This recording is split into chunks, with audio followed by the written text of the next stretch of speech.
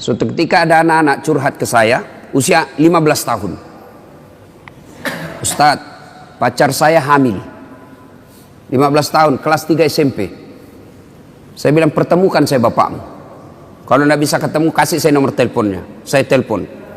Saya sampaikan ke bapak orang tuanya, nikahkan. Jangan lagi ada pikiran kau gugurkan itu kandungannya anaknya, pacarnya. Saya cerita-cerita, lalu saya tanya, sudah berapa perempuan kau kasih begitu? Apa dia jawab? Sudah 5 Ustadz, tapi baru 1 ini yang hamil. Kelas 3 SMP. Saya tanya, bagaimana caranya? Tidak mungkin kau bisa masuk hotel. Kamu kan kelihatan muka anak-anak. Apa jawabannya? Memang tidak di hotel Ustadz. Terus di mana? Di rumahnya itu perempuan Ustadz. Makin bingung saya. Gimana ceritanya kok bisa masuk di rumah perempuan? Apa jawabannya? Saya tahu jam-jam berapa tidak ada orang tuanya di rumahnya. Rutinitas orang tuanya saya sudah hafal. Pada saat itu saya datang ke rumahnya. Auzubillah min dzalik. Hati-hati Pak. Kita terlalu sibuk. Tidak punya waktu untuk anak. Padahal kita cari nafkah supaya apa? Anak. Heran kan? Orang tua cari nafkah supaya anaknya baik-baik hidupnya. Tapi sayang 1000 sayang.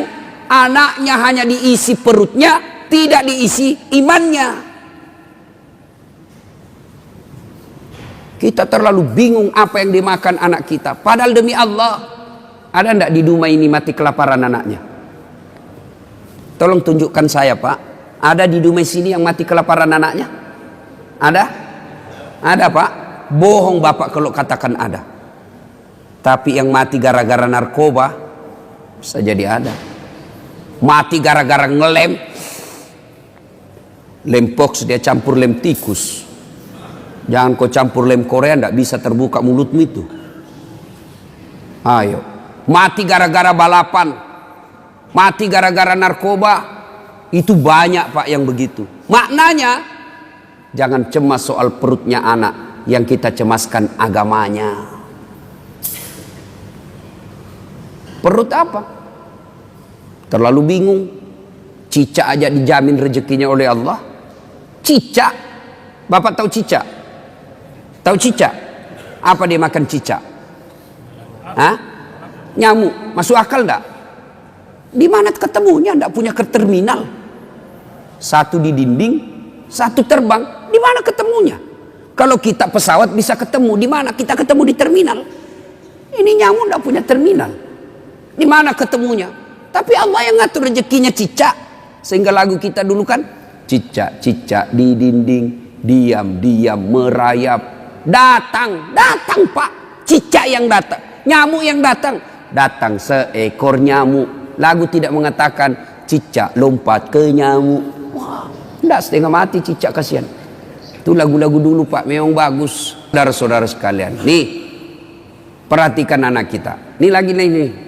Saya ini kan banyak yang curhat Pak. Termasuk tadi malam ada lagi yang curhat anak-anak. Tapi tadi malam anak Jambi. Bagus juga curhatnya. Ustadz, saya mau berhenti sekolah. Kenapa? Saya tidak tega lihat ibu saya kerja. Saya kena tipu. Bapak saya kontraktor, kena tipu Ustadz. Saya sekolah tapi saya tidak yakin bisa dapat kerja yang baik. Nah ini baik, ini curhatnya yang begini. Masih baik curhatnya yang begini. Tapi yang curhat lagi, apa yang curhat? Bilang gini, Ustadz, saya lagi di hotel Pak. Saya biasa kalau pergi ceramah saya rahasiakan hotel kamar. Kenapa? Untuk istirahat. Ini tiba-tiba resepsionisnya diberitahu nomor kamar saya. Datanglah ini anak muda usia 21 tahun. Dia ketuk pintu kamar. Assalamualaikum. Waalaikumsalam warahmatullahi wabarakatuh. Anak muda. Kenapa Dek? Boleh curhat Ustadz? Oh boleh, tunggu kalau gitu kita ketemu di lobi. Ceritalah saya di lobi. Apa dia cakap? Ustadz, kira-kira diampuni tidak dosa saya? Apa dosamu Dek? Saya pukul orang tuaku. Siapa? Bapakku saya pukul Ustaz. Wah, besar dosamu itu. Kenapa bisa? Pemabuk bapak saya Ustaz. Mabuk aja kerjanya siang malam. Dia pukul mama saya. Saya jengkel, saya pukul juga. Dalam hatiku, benar juga ini sedikit. Lalu ya cerita-cerita. Nanti saya kaget. Waktu saya gali-gali masa lalunya. Dia bilang apa? Ustadz, Saya waktu kelas 3 SMP, kelas 1, kalau saya tidak salah dia bilang kelas 1 SMP. Waktu kelas 1 SMP, saya berhubungan suami istri dengan sepupu sekali saya. Kelas 1 SMP kelas berapa ya? Kelas 1 SMP umur berapa itu Pak? 12 tahun kan? 12 tahun. Usia 12 tahun, dia sudah berhubungan suami istri, berzina dengan sepupu satu kalinya, anak saudara bapaknya. Saya bilang, kau pacaran? Tidak, suka saja Ustaz. Berapa lama kau begitu? Apa jawabannya? Sampai kelas 1 SMA. Fakta. Ini bukan sinetron. Kalau sinetron kan biasa dibuat-buat. Kisah nyata. Apalagi yang membuat miris hati saya ketika dia bilang apa? Ustaz, selesai itu karena dia menikah, saya begitu lagi dengan pamanku. Saudaranya mamanya, laki-laki. Berarti ini anak biseks. Laki oke, perempuan jadi. Selesai dengan pamannya, dia begitu lagi dengan kakaknya yang pertama kali ditiduri, sepupu sekalinya. Auzubillah min dzalik. Ini fakta. Hati-hati Pak. Apa yang rusak anak-anak kita sekarang? Ada yang tahu jawabannya? Kira-kira apa yang rusak anak kita sekarang? Nih, handphone, smartphone. SMP, SD dikasih handphone begini, rusak anak bapak. Metode mendidik orang tua sekarang mulai hilang, jauh dari nafas Islam. Orang tua kita dulu tidak ada sekolah, tidak ada gaji bulanan, tidak ada rumah dinas, tidak ada kendaraan dinas, tapi anaknya bisa dia didik menjadi orang-orang hebat. Coba lihat orang-orang tua dulu, cara mendidik anaknya. Coba lihat, saya ingat, saya kecil, satu tempat tidur 4 kami di atas, sampai SMA. Satu tempat tidur. Tujuannya apa? Ternyata apa? Oh, menimbulkan kekerabatan, emosi di antara saudara. Apalagi ada yang menjadi spionasenya orang tua, ada jadi mata-matanya orang tua. Mak, pacaran kakakku. Kenapa kau tahu? Saya dapat suratnya di kamar. Kenapa? Ada yang jadi mata-mata. Dulu kita mau pergi main, saya paling sering itu ditolak sama teman-teman. Karena kalau saya main, mak, saya mau pergi main. Apa kata mamaku? Iya, kau pergi, tapi bawa adikmu. Orang Bugis bilang matarana. Nggak tahu saya bahasa Dumai sini apa. Kalau kita pergi main, syaratnya boleh, tapi bawa adik, urus adik. Pergilah. Saya biasa ditolak sama teman, dia bilang, nggak usah kau kasih masuk dasat. Adiknya cerewet, lagi main nangis lagi adiknya. Apa tujuannya Pak? Menjalin persaudaraan dan tanggung jawab sejak kecil. Kita minta duit, tidak langsung dikasih itu. Pak, saya membayar besok. Apa kata bapak kita? Sudah, kau bersihkan dulu itu nak, toilet. Pak, saya membayar besok. Kau isi bak mandi dulu. Itu dulu, orang tua dulu. Sekarang bagaimana Pak? Wow, katanya modern. Satu anak, satu kamar. Di kamarnya ada TV. Di kamarnya ada kulkas. Akhirnya apa?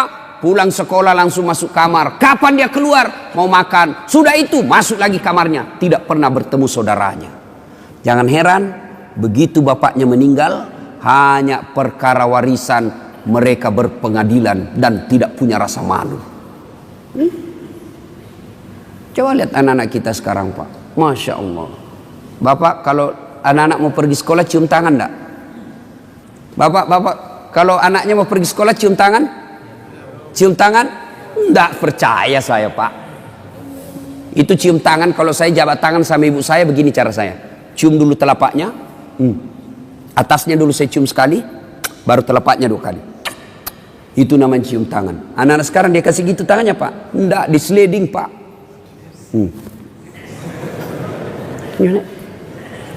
Begini saja caranya.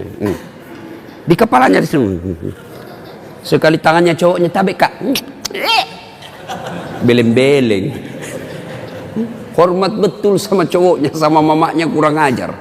Kalau mamanya yang telepon, nah jemput dulu ibu, bapakmu ndak bisa jemput, bapak masih sibuk di kantor. Apa jawabannya anak laki-laki? Capek mak, baru pulang kuliah. Memang enak kuliah mak, mama ndak pernah rasakan kuliah sih. Capek, saya ndak bisa.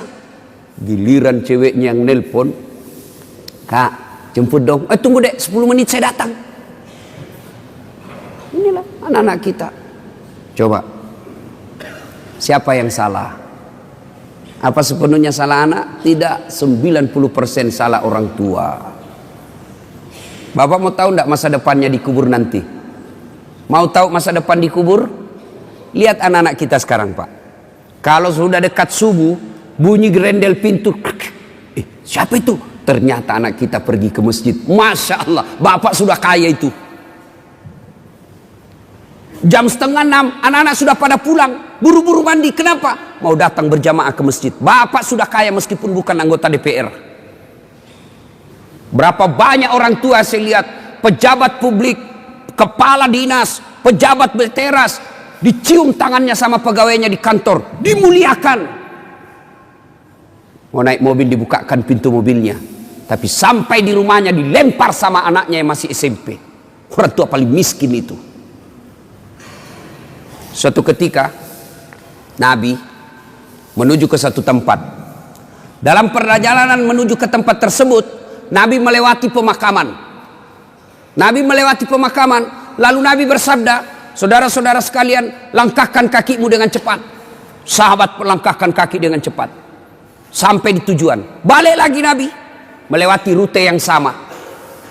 Sahabat ketika lewat di pemakaman, langkahkan kakinya dengan cepat. Nabi bersabda, tidak usah cepat-cepat, tidak usah buru-buru, tenang saja. Sahabat bertanya, ya Rasulullah, tadi waktu pergi kami disuruh buru-buru, kan pulang tidak lagi. Ada apa ya Rasul? Nabi menjelaskan, begini, andai saja kau diberi telinga seperti pendengaranku, kau akan tahu betapa disiksanya tadi ini orang dikubur. Waktu pergi disiksa, saya tidak tahan, tidak betah, tidak tega mendengar dia diazab, maka saya buru-buru supaya saya tidak dengar lagi dia disiksa. Tidak tahan saya dengar dia disiksa. Balik, tidak lagi. Kenapa ya Rasul? Saya mendapat berita dari Jibril. Allah perintahkan kepada malaikat penyiksa di kubur, wahai malaikat, siksaanmu, hentikan siksaanmu. Tidak mungkin kusiksa itu orang tua di kubur, sementara anaknya di dunia lagi belajar mengaji membaca. Bismillahirrahmanirrahim. Baru bismillah, dengan nama Allah pengasih penyayang, baru itu dia baca, Allah perintahkan hentikan siksaanmu. Maka bapak-bapak, kekayaan kita sesungguhnya yang bisa membantu kita di kubur bukan rumah, bukan mobil, bukan tabungan, bukan kebun sawit, tapi yang bisa menolong bapak ketika sudah di alam kubur adalah anak. Ibu-ibu, saya tanya ibu, ibu, kalau ibu meninggal kira-kira siapa yang doakan ibu? Suami? 3 bulan dia kawin lagi. Ini fakta Pak. Saya kan selalu belajar di medsos itu. Ada kawan saya naik haji, meninggal istrinya, nangis betul, nelpon saya nangis terus, sampai bengkak matanya. Saya bilang, hebat betul ini bapak, sayang betul sama istrinya. Dan apa dia kata? Ustadz, sepeninggal istri saya, rasanya terbang separuh jiwaku. Kayak lagu. Beberapa saat kemudian saya jogging di Karebosi, ketemu saya sama itu bapak. Saya lihat, ada cewek ditemani, lebih muda, cantik, putih, tidak pakai jilbab. Saya tanya, Pak Haji, siapa itu? Dia bilang, yang baru Ustadz. Dalam hatiku, dia lupa bengkak matanya. Lalu siapa yang bisa mendoakan dan akan mengingat kita? Tidak usah contoh lah, orang lain, saya nih Pak. Doakan saudara, jarang Pak. Nanti dia minta, dia doakan saya, baiklah, itu kalau saya ingat. Tapi yang selalu saya doakan di sujud akhir setiap sholat saya, ibu bapak saya. Jadi yang bisa menyelamatkan, nolong kita ketika dikubur, anak. Jadi kalau ibu terlalu sibuk anaknya, kursus aritmatika, kursus sampoa, kursus bahasa Jepang, tidak diajari agama, miskinlah ibu nanti di akhirat. Memang kalau anak kita nanti kan ini orang tua terlalu bangga ngajari anaknya bahasa Inggris. Hebat anak saya Ustaz, baru 1 tahun sudah pintar bahasa Inggris. Yang kelas 2 pintar bahasa Jepang. Yang kelas 1-nya lagi nih SMP, dia sudah pandai bahasa Korea. Memangnya nanti kalau dia berdoa pakai bahasa Korea? Oh my God, please help me my mother. Enggak lah, tetap pakai bahasa Indonesia. Maka ibu bapak saudara-saudara sekalian, nah bagaimana cara didik anak? Bapak boleh baca psikologi pendidikan, silahkan baca riset-riset majalah, silahkan. Tapi sesat dan menyesatkan ketika bapak meninggalkan Quran dalam mendidik anak. Dalam Al-Quran ada seorang manusia yang diabadikan namanya. Nah siapa? Adik-adik nih, siapa yang jawab saya kasih. Yang adik-adik bukan bapak-bapak, adik-adik. Siapa yang diabadikan namanya dalam Quran karena hebat dalam mendidik anaknya? Dia bukan nabi, bukan rasul, tapi diabadikan namanya menjadi nama surah. Siapa? Siapa namanya? Ayo, saya kasih hadiah. Sini. Berdiri sini. Saya kasih hadiah. Sebelum dijawab pertanyaan itu ada passwordnya. Passwordnya adalah siapa namanya neneknya Ustadz Dasad.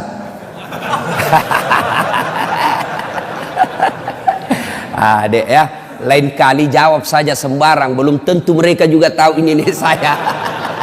Itu namanya kritis. Ya, ayo siapa namanya orang tua yang hebat mendidik anaknya lalu diabadikan menjadi nama surah? Siapa namanya, Dek? Dika. Oh, nama Dika dia, tapi nama yang saya maksud ya, orang tua yang diabadikan namanya dalam Quran, siapa namanya? Luqman. Tepatnya Luqmanul Hakim. Sudah ada benarnya, ada apa dia? Oke. Salam tangan dulu, bos. Beda itu rasanya uang ustadz dengan uang Kapolres. Bapak saudara-saudara sekalian, namanya Luqmanul Hakim. Diabadikan menjadi nama surah karena hebat dalam mendidik anaknya. Nah, maka karena waktu terbatas, bapak kalau mau ibu bapak mau mendidik anak, buka Quran surah Luqman mulai dari ayat 13. Allah ajarkan menurut Luqmanul Hakim, ya bunayya, wahai anakku, la tusrik billah, jangan kau serikatkan Allah. Artinya yang pertama diajarkan kepada anak akidah. Anak-anak kita kecil-kecil, 7 bulan, 9 bulan, 1 tahun, mereka anak kecil kan senang lagu, maka perkenalkan lagu-lagu Islam, perkenalkan akidah, tauhid melalui lagu. Ada waktu saya kecil kan lagunya begini. Topi saya bundar, bundar topi saya.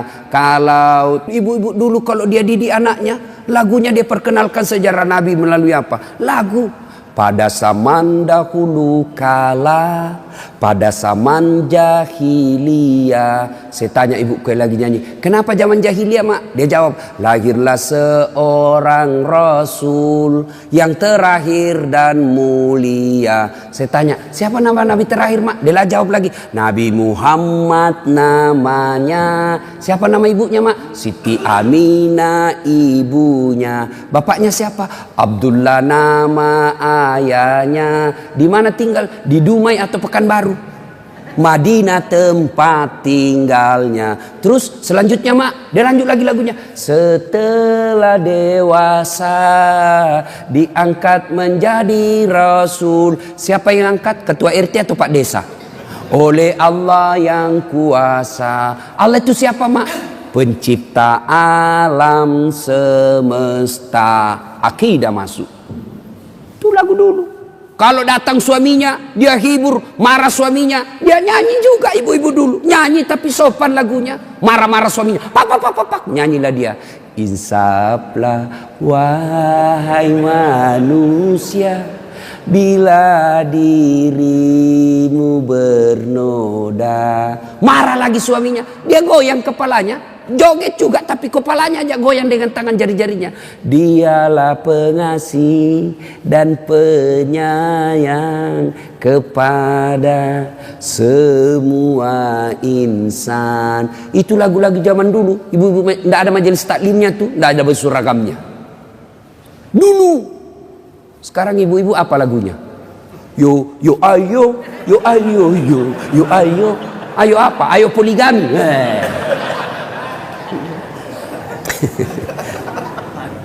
Baca surah Luqman, Pak. Nah, didik melalui surah Luqman. Yang kedua diajarkan dalam surah Luqman, ajari anakmu berjalan di muka bumi ini jangan rasa sombong. Itu diajari dari kecil. Kita bersaudara bisa jadi satu rahim, satu jalan keluar, tapi rezeki berbeda, akhirnya anak pun kita berbeda. Bapak kaya, saudaranya bapak yang tua juga kaya, yang bungsu miskin, mereka bersepupu sekali anak-anak kita, mereka berbeda status ekonomi. Jangan biasakan anak kita sombong di depan sepupunya. Kan banyak ini, Pak, bapaknya yang kaya, anaknya kurang ajar, pembantunya kasar, sopirnya kurang ajar dia. Oh, itu sampaikan, saya bosnya ini sopir, bukan kamu. Saya ini bosnya ini pembantu, bukan kamu. Jangan kau kurang ajar sama pembantu. Itu ajarin begitu. Bapaknya yang Kapolres, anaknya jadi Kapolda. Semua pegawainya bapaknya dia perintah. Tidak boleh itu. Ajarkan kepada anak kita sopan santun. Jangan dia muka sombong di muka bumi ini. Nah, dan seterusnya dan seterusnya. Banyak, baca surah Luqman. Dan yang paling terakhir, jangan lupa doakan. Apa doanya anak soleh? Allah ajarkan sebuah doa kepada Ibrahim alaihissalam yang dibadikan dalam Quran. Rabbi habli minas salihin. Ya Allah, berikan hamba anak yang soleh. Amalkan itu. Ibu-ibu lagi suap anaknya atau cucunya, suap sambil doa. Rabbi habli, mama. Rabbi surah, Rabbi habli minas salihin. Lagi di mandi anaknya disampo. Usap.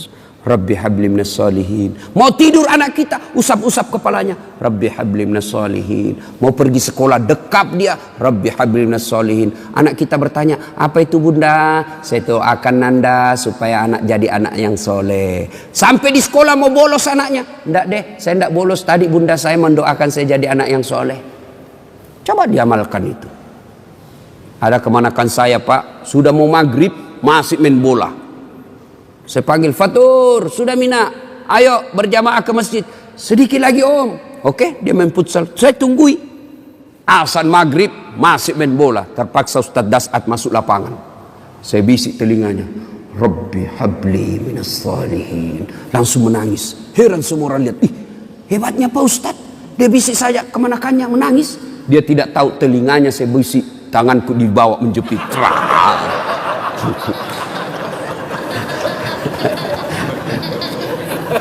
Artinya, kalau anak salah kasih hukuman.